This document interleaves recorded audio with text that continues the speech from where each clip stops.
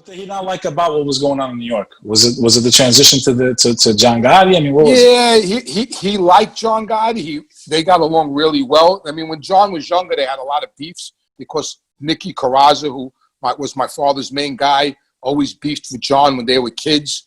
But then he got close to John. He got very close to John, and yeah, he just felt like a little slighted. And my father wasn't the type of guy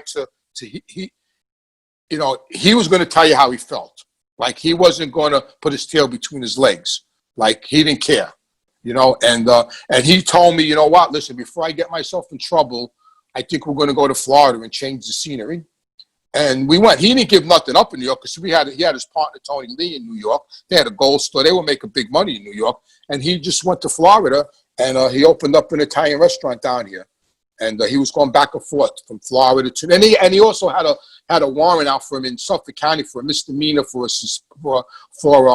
contempt of court. He had a year hanging over his head, so he sort of was ducking that.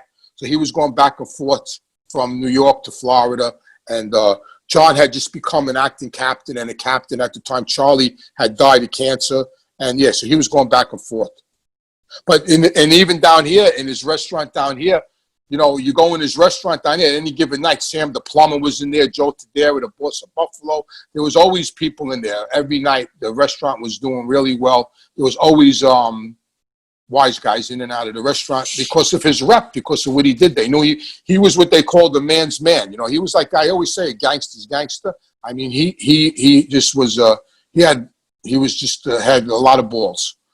And the work he did, throughout the years, he just did a lot of work for that family.